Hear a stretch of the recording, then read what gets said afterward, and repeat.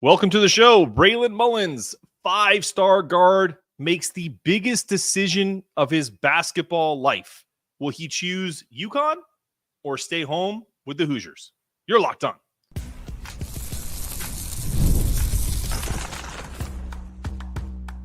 You are Locked On UConn, your daily podcast on the UConn Huskies, part of the Locked On Podcast Network, your team every day.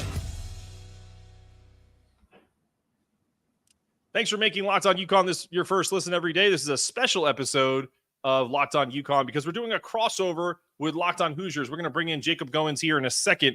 Before we dive into today's show, if you haven't already subscribed to Locked On UConn or Locked On Hoosiers, do it now. We really appreciate that support. On our side, we donate 10% of our funds to UConn's NIL initiatives. We also are donating 10% to Husky Ticket Project. It helps bring kids who are in underserved communities to UConn basketball, women's basketball, and football games all through the year. So thank you for making Locked On UConn your first listen every day. And if you're a Locked On Hoosiers fan, I'm sure you make that your first listen every day. Let's welcome into the program my fellow Locked On host, Jacob Goins. Let's bring him in now. I'm going to unmute his mic. Absolutely.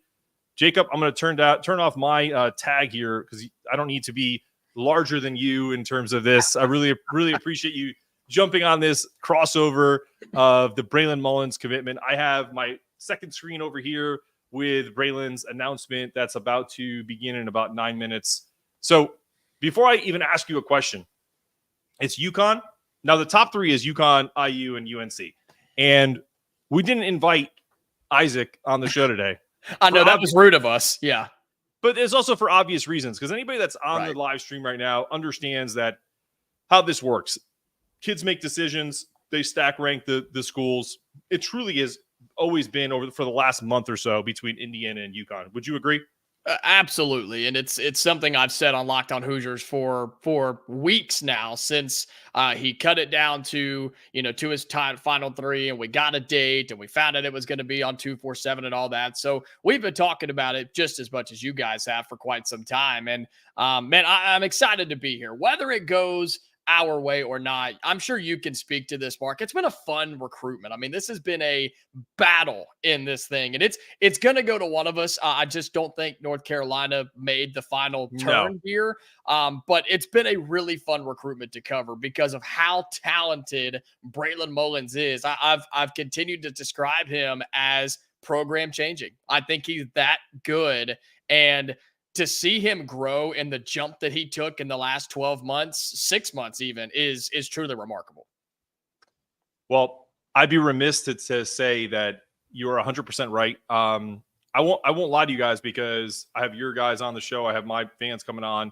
I was late to the party on Braylon, 100%, because UConn was all in on Malik Thomas. They were in on some other guys, and I stumbled upon Braylon through a fellow Hoosier that I will remain nameless.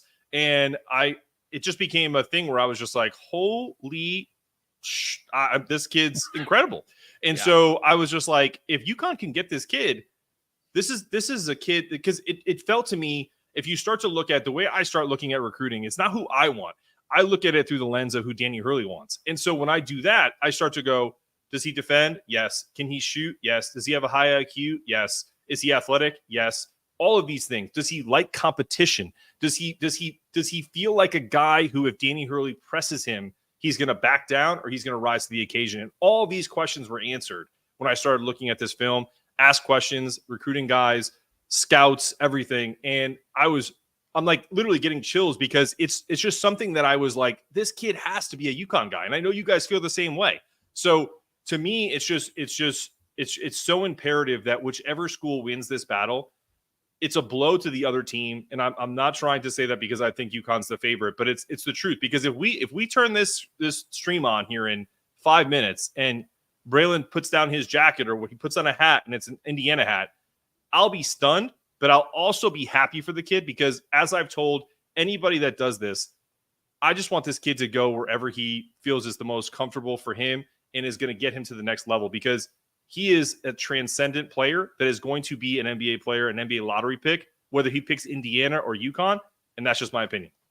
And I feel like that's a lost not a lost art, but a lost mindset maybe, is we get so caught up as fans and as, young adults and even, older adults too. And it's like, man, we're talking about a 17, 18, 19-year-old kid who's trying to make his future. You know what I mean? And it's Yeah, so crazy when you just sit back for a second and you're like, man, we're talking about a kid that's playing high school basketball and talking about whether he's going to pick my school or your school or some other school. And so, look, I hope he picks Indiana. And I do think he could be the next great guard here in Bloomington. But wherever he goes, he's going to be in a good situation, whether it's UConn, whether it's Indiana, heck, whether he was going to North Carolina, like he was going right. to really good spot. And you may have been late to jump on it, but I think UConn was late to get in on it. I do too.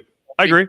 It was okay, let's see what he's going to be. Let's see if he becomes what we think he can be. And then bam, when he did, UConn was like, all right, now we go. And I'll say this, credit to Dan Hurley in that program. They're at the status, Mark, where they can hold off for a little bit and they can say, well, before we invest all of our time and money and whatever, let's see if he pans out. Now that we see he's going to be good, all right, now let's jump on it and see what happens. And again, UConn's at the spot to be able to do that with the recent success. So it's, again, what a heck of a recruitment this has been. No matter where he goes, it's been a lot of fun to cover it. And I hope the best for Braylon. I really do, no matter where he ends up.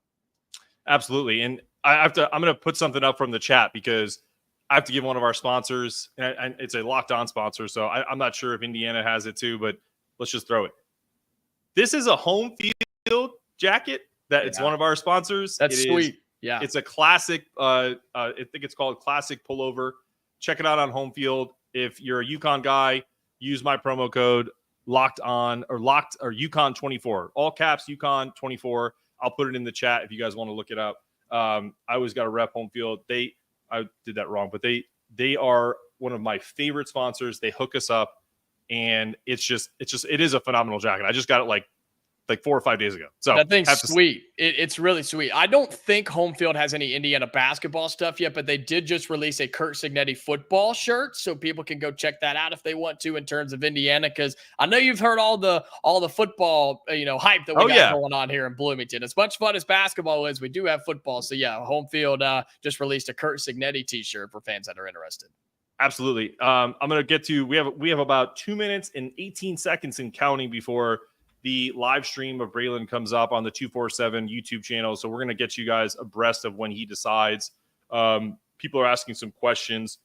I think, let me get to this, but before we get to that, where do you think, if we're assuming, listen, I think we are assuming that UConn's the favorite here.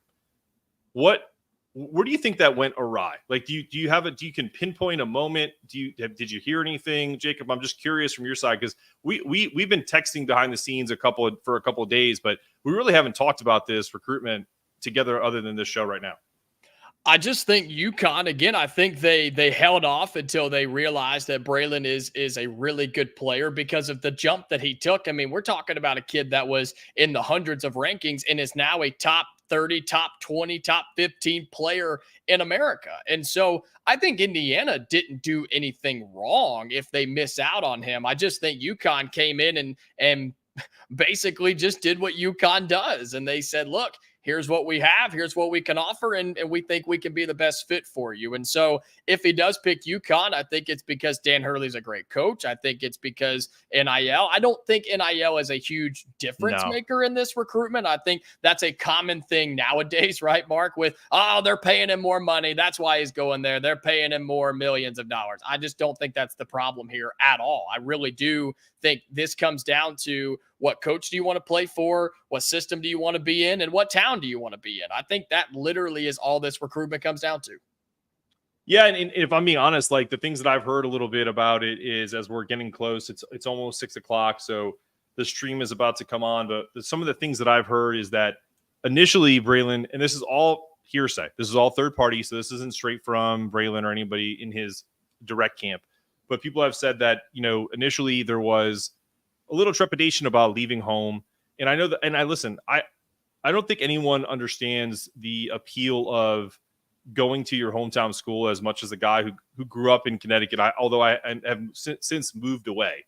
But what I can tell you is that being a hometown kid and going to your like state's school that has so much pride in that you probably grew up watching, because I can be honest, and I know Indiana fans will kind of make fun of this, but our history isn't as long as yours, but it's more impressive in the respect of, and this is no disrespect, that I started watching because I'm 43 years old, this UConn basketball team from 1986. So from 1986 on, this team has been a power and has had the ability to win national championships. And so that's something that I know is powerful. And that's why I'm kind of shocked that Braylon is potentially choosing UConn, in my opinion. Look, I've said it several times. I think UConn, the men's program, we know the success of the women's program, but in the last 25 years, I think UConn's been the most dominant men's program because of the consistency in national championships. Now, in terms of longevity, blue blood status, yeah, Indiana's, of course, up there in top 5, top 7 programs in all of college basketball. But recent memory, recent history has not been good to us, which is why we're trying to go get kids like Braylon Mullins and say, hey, stay home, help the rebuild, help us get back to being the top dog in college basketball. So I don't know if you saw that, but Charles here says he's going to UConn because I know his girlfriend. Thanks, Charles, for the breaking news. Really appreciate that. We love it. Hey, man, sources everywhere, man. That's how it works. I actually spoke with his cat the other day, and he told me that Indiana was his favorite color in red. So I don't know. That's true. It could be. Could be. You never know. Yeah. And so I will say this, though. I know we're counting down. I got it on my second monitor too. We got about 30 seconds or so. But Indiana fans are on edge. For those watching on the stream on Locked On Hoosiers right now, we appreciate you being here. And they're on edge because they don't want to miss another one. It is basically what this comes down to. Marino hurt, Reeby hurt, Harrelson hurt. Mullins would hurt. I'm getting that out there for UConn fans. If you haven't seen what Indiana fans have been going through recently, they're hoping this goes the right way. Yeah. Trust me, UConn fans have seen it. I'm going to go to a quick break. I'm going to go to a quick break, and when we come back, we'll have the announcement likely coming up.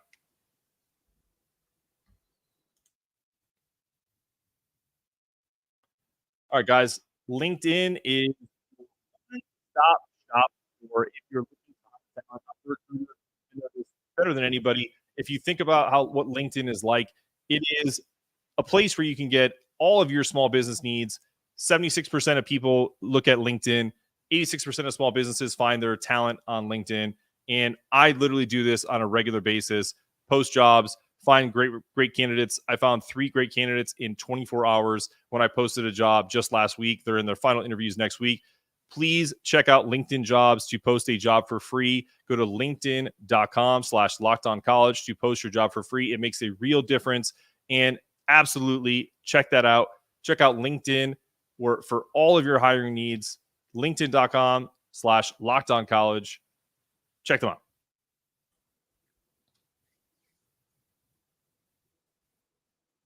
All right, let's bring Jacob back. What a terrible promo, but that's okay. LinkedIn is a great place to find jobs. You get the gist. Yeah, you get it. It's a live stream. They already got two. They already got 2 ads today with 2 of my shows, so we're good. True. Sorry, guys, we're flying in all over the place, man. We got all sorts of people in here. I love it. They're at Greenfield Central High. You got Braylon and his mom and dad there. It's a great turnout for him. I mean, and I love seeing that too. You see all the family members and teammates and everything. That is really cool to see for Braylon. And they'll do their whole big reveal, right? See if they come up with anything different. Looks like they're all just gonna have a t-shirt on underneath the jacket. They all have the zip down. If you're watching us and you don't have the stream up, we're kind of giving you the play-by-play here. Yeah, that's what you need. So, and I'll say this too. All the interviews I've seen with Braylon and heard from Braylon, he just seems like a stand-up kid. He really does. Just seems like a really, really nice dude. He's got his head on his shoulder straight. So good for him. Yeah. I thought that was a good comment. I think so too. Yeah, Thank you, Gary. Thanks, Gary. Here we go. And I like to, I'll give credit to 247 Sports. I've watched a handful of their recruitments in the last couple of weeks. I mean, they'll ask a couple questions, they'll let the kid talk, and then boom, they get after it. Yeah, they get right after it, man. They don't drag it out super, super long. So we'll see see what Braylon ends up wanting to do. Yeah, shout out to all my people over in the Locked On Hoosiers chat. We got a bunch of them in there. I got UConn people in the Locked On Hoosiers chat. Mark, what do we do? Of course you do. Listen, UConn fans are savages, dude. Like that's one. If there's one thing I will tell you, UConn fans will get in people's mentions. That's for sure. Yep, it's crazy. Yeah, lots of people have tuned in to watch. So right now, dude, he's getting ready to announce. Here we go. Hold still. Yep, it's coming. I promise, it's coming. Yep. Then, yeah, we're gonna react to it whether he goes to UConn or Indiana. We may have one of the craziest reactions of the world if it goes a completely different direction. This video could break the internet, Mark. I have to address this before Braylon does this, and because I said savages, he says he means classless. I've seen Indiana fans wishing Liam McNeely to tear his ACL because he went to UConn. So let's relax on classless, okay? Take it easy. No comment. Yeah, nothing. That's not cool. We don't want that. No, it's terrible. Yeah, we don't want that. That's not cool. Well, right. I will say this too. I know Roman Tomashoff and Locked On Huskies, we're doing a crossover later this week for the football game. And he said, man, I got Indiana people in my comments. They're coming at me already. It's crazy. And that's for football. Yep. Yep. We just got a delay. Uh-oh. There we go. No, we're good. I thought the internet was going to crash. Oh, man. Like, oh, no. I'll carry if I have to. I would totally carry if I have to. But yeah, it looks like what? Mom and dad, siblings that look just like him that are younger. Oh, yeah. Younger brothers. Yep. Which, I mean, heck, in 5 years, we'll be sitting here talking about them, I'm sure. All right, here it is. Here we go.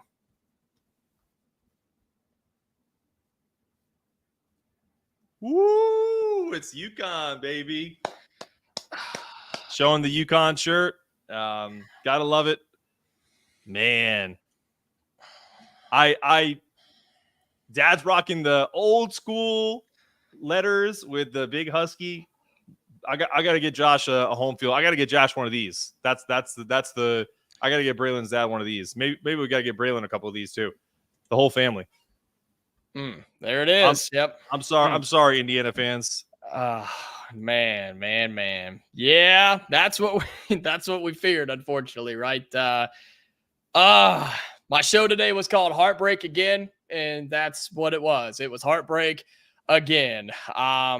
Yeah, he picks UConn. And look, for anybody that followed the recruitment, for anybody that was keeping up with it on our shows or other places, I mean, this was the feeling, right? This was the understanding from in the camp, around the camp of Braylon Mullins was UConn was the team to beat in really the last week or so, Mark. I mean, I really do think up to a week ago or so, this was still an open thing. And then it just seemed like, man, UConn just slammed the door like they've done time and time again. So congratulations to UConn. You guys got a heck of a player, man. Yeah, I mean, and let's break this down, man. Like, because we both talked about how much this would mean to each program, and I'll come to you first because it's fresh. The questions on the rundown are if it's UConn, how big of a blow is it to Indiana? Answer that for me now. And I don't mean that to rub salt in the wounds, no. Although people in the chat are probably going to do that anyway. But as a host perspective that covers this team daily, we know about this grind, doing this on a daily basis. What do you think this means to this team? Because for all in all intents and purposes, Indiana's going to have a talented team next year. They did great in the transfer portal, but why do you feel like they're not able to grab these kind of like tentpole recruits that are freshmen that they can kind of build off of? Well, I think it's been a struggle I know it's been a struggle for the last handful of years to keep Indiana talent in Indiana, first of all, and then not allow them to go to places like Purdue, right? I mean, it's been tough to get Indiana kids to come to Indiana. And that's not something 20, 30, 40 years ago that they ever had to worry about because Indiana was one of those places that it just recruited itself. But there just seems to be, from the people I talk to, and I know the fans have addressed this on Locked On Hoosiers, there is just a lot of concern with Mike Woodson. That's the concern is can he be the coach that Indiana needs? He's an old school coach who's coached the same way his entire career. And that seems to be the very vocalized concern is, can Mike Woodson find a new rhythm? Can he find this new offense? Can he adjust and adapt to how the game has changed since even when he was coaching with the New York Knicks? I mean, that's the concern for fans. And it seems like that's the concern for players like Braylon Mullins, who, you watched the offense last year at Indiana, the guard play was atrocious. It was bad. And sure, we had injury problems, but it was a come down the floor, play half court offense, dump it down low, and let the big guys go to work. And that was pretty much it. And let's be real, Mark, a top 15 guard in the country doesn't want to go play in a system like that. You've got to find a way to change that. Now, I do think Indiana's done a really good job in preaching and selling, hey, we're changing that. And I think you're going to see that with our guard transfers that came in. But it's a see it to believe it mode. And until you find it and see it happening in Bloomington inside of Assembly Hall, I think it's a tough risk to take.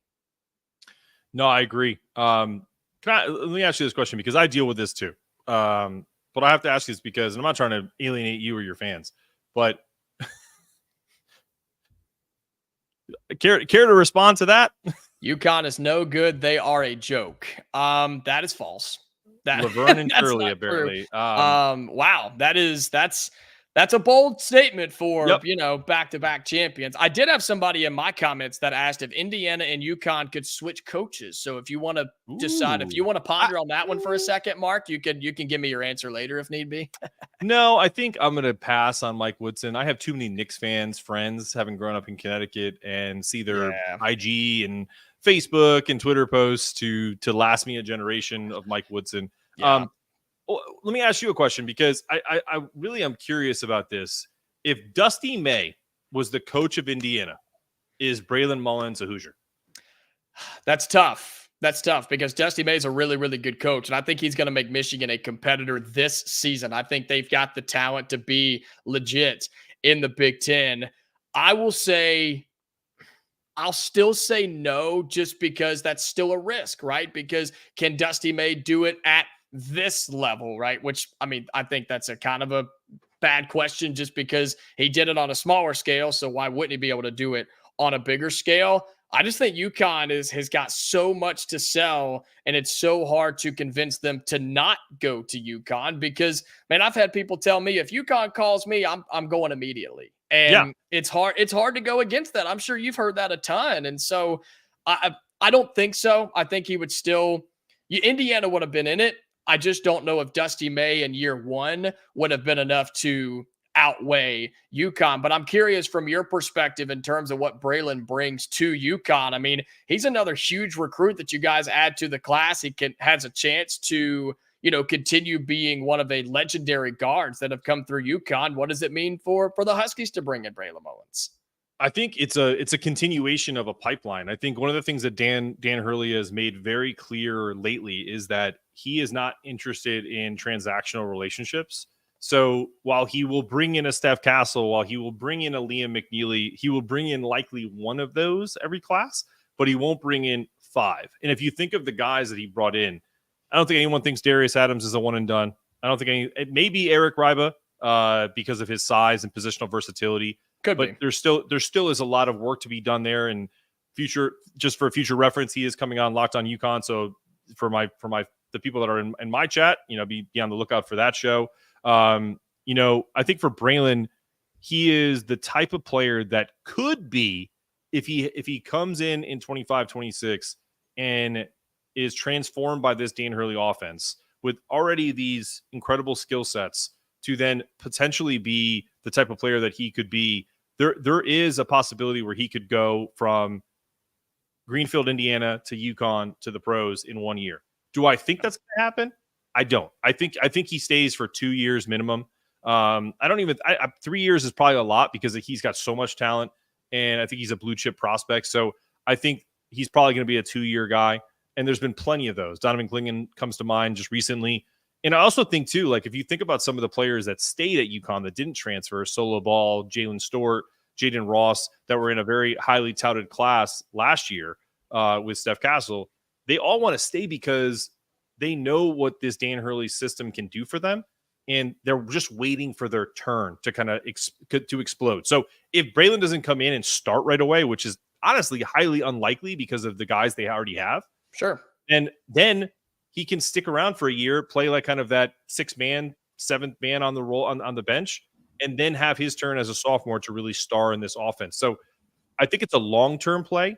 Indiana may have offered more NIL money, and I know they did from sources that I know and I trust. But as far as UConn goes, as you mentioned, they just have so much going for them from a coaching perspective, the culture. They're a trusted program right now, and I can't say the same thing about Indiana at the moment, and that's just where we're at. Yeah, and the good thing is for Indiana, right? A lot of my Locked On Hoosiers fans and just Hoosiers fans in general have looked at what we did just a few months ago in the transfer portal, right? Sure. Because we just brought in the #1 ranked portal class. You got 3 starters out of there, 2 very good bench players who are going to elevate the shooting game of this team. And so if there is a bright side in this era of college basketball is you don't have to dominate the high school recruiting rankings because you can go get guys out of the portal. Now, I'm a very vocal person when it comes to I think the high school rankings are still the way to go to build the foundation of a program. I still think guys like Braylon Mullins or even Trent Sisley that Indiana has currently in the recruiting class, those guys are important, man, because you bring them in and you just keep the pipeline there and you can keep them for 2, 3, 4 years, and then they can become really, really good players and maybe eventually get to the NBA. But those are the foundation of your program, and you can't rely on the transfer portal every single year because everybody's in there, right? Everybody's got their line in the water and they're looking for the next big fish out of the portal. Just because you were successful one year doesn't mean you're going to be successful another year. So if Indiana goes that route where it's like, okay, we're just going to bring in 1 or 2 high school recruits and just rely on the portal the rest of the time, I don't like that mindset. But if you keep losing battles to UConn and Notre Dame in basketball, we may not have a choice.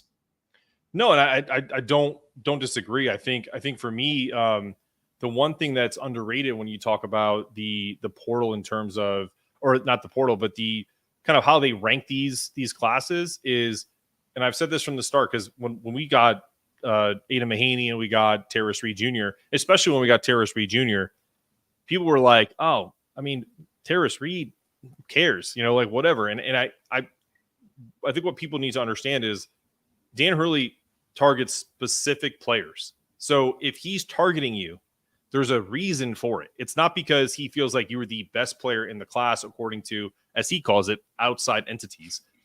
It's his evaluation. Sure. So I think at this point, we can trust Dan Hurley and his evaluations. So that's my biggest thing is it really, to me, the fact that they turn their attention to Braylon, that they turn their attention to Eric Riva and Darius Adams and kind of backburnered Malik Thomas and others really shows what this team is about and what they're really trying to do at UConn, which is have a consistent pipeline of young talent so they don't have to do portal as much because Dan Hurley hates it. He hates the portal. Yeah. Hates it more than probably any coach in the country. As a lot of coaches do. I think that's why you see guys like Coach K are gone. I think Roy Williams with being gone, Jay Wright being gone. I mean, I think a lot of those older school coaches, there's like, to heck with this. I don't want to deal with transfer portal and paying players and all that. I mean, they don't want to deal with it. And so if you can find a way to master it, then good for you. Let me ask you a question because that's a great point. And I kind of always push back on this. And I feel like those guys have used NIL in the transfer portal as an excuse to get out of the game because it's a little too hard than what they initially thought. Because for years, whether we go back to Bobby Knight or Jim Calhoun on our side, and I'm not saying either of these guys did this, but you essentially have a scenario where you got a guy in your program and they can't go anywhere. And if they do, they have to sit out. So what does that player do? It doesn't give them the freedom to be like, hey, man, this system ain't working for me. And to me, that is why it's so impressive that Danny Hurley has able to keep guys in his program. He had one guy transfer this year, Apostolos Romelu, who went to Richmond, who wasn't going to play this year anyway.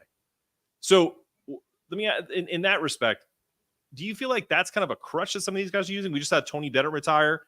I kind of thought that was fishy too. I mean, I very much so. I feel like a lot of these guys are using it as a crutch. Like, NIL is also very overblown. If you talk to anybody that's an NIL agent or anybody that deals with NIL, when you hear these numbers like AJ DeBonsa getting $4 million, that's not how much he's truly getting. Those are so overblown.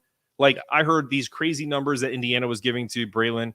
A lot of it is BS. And so it's really about the culture and the team. These kids all get paid now. And let me tell you a dark secret. They all got paid before too. It's just out in the open now. Yes, that's exactly right. It's like, and I think that may be the problem too, Mark, is like, okay, nobody's an idiot. We're not going to just sweep it under the rug. They were all being paid. And it was, man, you remember college basketball was dirty for a long, long time. And it's still not good. It got cleaned up a little bit when the FBI got involved. But there for a long time, it was really, really bad during the prime days of Coach K and Roy Williams and those types of jokers. I mean, man, college basketball was in a bad spot. But I think what the reason they're using that as an excuse now is now it's all level. Now it's all fair. Now everybody has the same sort of opportunities. Now, depending on how much money you have and things like that, I get it. But the playing field has been leveled. And there's no doubt in my mind it's made the job harder to go and get a guy like Braylon Mullins. But all you got to do is just get him. You either get him or you don't. And now you either go find somebody else or you go to the transfer portal. Or if you're an old school coach and you don't want to deal with it anymore, you blame it on that and you get out, you take your money and you live a happy life. But I do think it has made it harder for sure. But overall, yeah, I mean, it's an excuse, I guess. But you either adapt or you get out. There's really no other options. For sure. I have to call out one of your guys here who's probably, I think he's saying that you're weak, and I think I have to call him out here. Yeah, we get it, man. But I also wanted to do this because I think it's really fun to engage with other programs. So, okay. I mean, it's a joint stream, man. Sorry, sorry, man. I mean, sorry, bro. Sorry, brother. You don't have to watch. There's plenty of other people on. I appreciate you. Appreciate you being in here. No, we've had a ton of people watching, man. It's been a lot of fun. I know it didn't go Hoosiers fans' way. And again, for those that watched Locked on Hoosiers the last couple of days, you probably got that vibe from me, and I kind of told you that's how it was going to go. But hey, man, recruits can shock the nation at any time. And even though Indiana didn't land him, it's fun to collaborate with you for the first time and talk about UConn and get an insight on them because, man, they're doing great things and you guys are going to be a really, really good team. And we expect to be good as well. So you just never know what's going to happen, man. Absolutely. Hey, I'm not even going to go to a break. I'm just going to throw FanDuel on here and tell everybody about the promo so we get that out of the way. If anybody is not already a FanDuel subscriber, you can do it now. You bet new account, $200 in bonus bets if you bet $5 on FanDuel.com, America's #1 sportsbook. Go check that out. This program and many others are sponsored by FanDuel and other wonderful sponsors like LinkedIn and Game Time and others. But definitely check out FanDuel if you aren't already doing so. Before we go, man, where do you think the ceiling is for Indiana this year? Overall on the men's season? I think top three. Well, I guess ceiling is making a deep run in the tournament. And I think it's really hard to say championship or bust in college basketball because of how, and somebody actually gave me this piece of advice the other day, and I'm actually taking it and running with it. It's really hard to say championship or bust because of how the playoff or the postseason format in college basketball is, right? The NCAA tournament is on crack. I mean, it is wild because it's so hard to win and you've got to win back to back to back in the format that it is. And you're playing teams you've never seen before. Like it's extremely hard to win a championship, which is why it's so great that, and crazy that UConn has done it twice back to back. Right. And so I think for Indiana, the ceiling this year is make the tournament, something we didn't do a year ago, and make a run. I think if you make to the Sweet 16, at that point, that's when you get to reset, you give yourself a shot, and everybody has a chance to win a national championship. So that's the expectation. Ceiling, I think their national title good. I think their national title talented, but whether you get there or not, there's a lot of other factors there. But I think Sweet 16 is a minimum for this team, especially if Mike Woodson wants to keep the fan base anywhere near them and him, because they're already calling for his job. You see it in the comments right now, man. They're blaming Woodson for Braylon not being here right now. So you want to keep the fan base somewhat happy, make it to the Sweet 16. What about UConn? What are you guys feeling this year? I think it's Final Four or bust in terms of the talent that we have. Danny Hurley had a great comment today at Big East Media Day, which was today. I was very busy this afternoon. He said he told Matt Norlander on Ion College Basketball Podcast that UConn should have been preseason number one, not because of the people they returned back, but because, and I truly really appreciate this comment because he's finally explained it other than just being like, we're number one. He's like, I look at it like a heavyweight champion. He's like, we've won back-to-back national champions. He's like, even if a heavyweight champion is staggered in a heavyweight fight, if he gets knocked, around, it's typical that he has to get knocked out for you to get the belt. You don't just hand over the number one to another team just because they might be better looking. And so I agree with him 100%. I was hammering on the table about that. UConn should have been preseason number one just because this doesn't happen often. Like it doesn't. And he's also had two different teams multiple times. This wasn't Duke in 91-92 or Florida in 06-07. These are two entirely separate teams, and now they're doing the exact same thing. So for the AP to not give the benefit of the doubt to get them number one and keep that trajectory, I thought was a little short-sighted. But it's been since Duke in, I think, 92 for a preseason number one to win the title. So it's probably a good omen that they start at 3, and then we'll see what happens. I think they're obviously championship capable on the offensive side. The defense is where they're going to have to really shore up without the loss of Klingon and Castle, Tristan Newton, and Cam Spencer, who was quite the crafty steelsmanship guard. So yeah, lots of holes, but I think they have the class and the coach obviously to get them to the promised land again. I think so. I mean, I think they're good enough. They're extremely talented enough, and we know Hurley's a good enough coach. I mean, here we go again. That's the difference, right? That's the difference in a program like UConn and the question marks around Indiana. Can Woody figure it out? Can Woody turn it around? Can he adapt, adjust, and overcome? If he does, Indiana's going to become relevant. Again, Indiana's going to get back to the promised land, and we'll be good for a long time. If not, we could have a coaching search on our hands. Absolutely, man. Well, listen, why don't we end it here? I really appreciate you doing this. I know some Indiana fans were a little upset, probably a lot upset. I know a lot of UConn fans are really pumped about this. Yep, a lot. I'm trying to soften the blow. But listen, I really appreciate you, Jacob. Keep if you haven't subscribed already, do it. If even my UConn fans subscribe to Jacob's show, I'm sure you're gonna get a lot of good content because listen, there aren't too many programs with the history that Indiana and UConn have collectively. So for us to come together and do a show, I think is really great. And I hope this year, maybe we meet in the tournament. We can do the same thing. I know that did the same thing last year with the Alabama host in the Final Four. So if that happens again, I'll be happy to do it. And maybe next time we'll make a deal with your Indiana fans. Next time you host it, so it's all locked on Indiana and people don't freak out about some of the stuff that goes on. Sound good? Yeah, I'll agree to that. I think it would have been okay if Braylon picked Indiana. I think they would have let all the other stuff go. But I think they would have been all right. Right? I think so too. No, but I appreciate you, man. This has been a lot of fun. Wrong result, but hey, this is always good when we can get locked on people together and start talking ball. Absolutely, guys. Well, listen, I always say this, but I won't do my traditional sign off because I don't want to piss off any more Indiana fans. All I'm going to say is we're happy to have Braylon Mullins. We're sorry for Indiana fans, and go UConn, go Hoosiers. That's right. Have a good rest of your night, guys.